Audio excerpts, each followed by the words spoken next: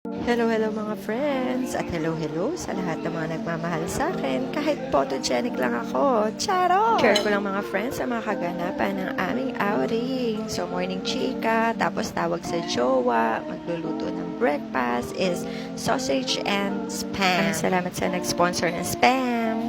Crab stick and hotdog para sa aming fried rice. Siyempre, nilagyan din namin yan ng egg para mas masarap. Tapos, ininit din namin ang natirang carbonara. At yes, opo, may natira rin kaming tinolang isda na matigas pa sa aking mukha. Charo! Tingnan mo naman, nag-frozen na siya kahit anong mangyari. Ayaw tumao. Ayun na nga, may pa-bebe time pa. At alam nyo bang meron din pagpanik sa puno ng bayabas? Ang dalawang magjowa, ang new love team, ayan na! At nagpapasalamat din ako syempre sa paglinis kay Diego.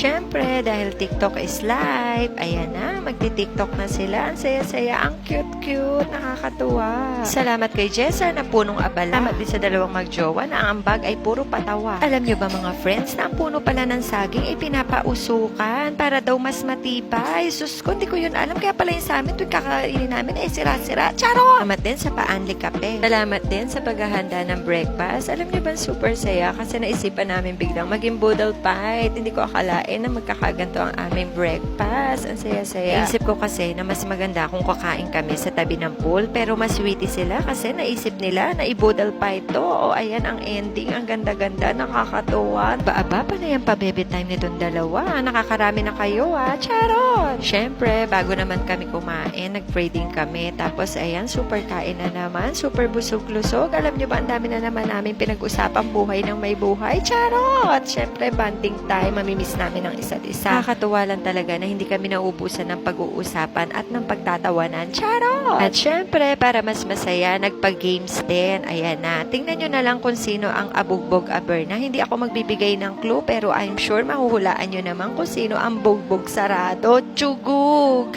Chugug! Chugug!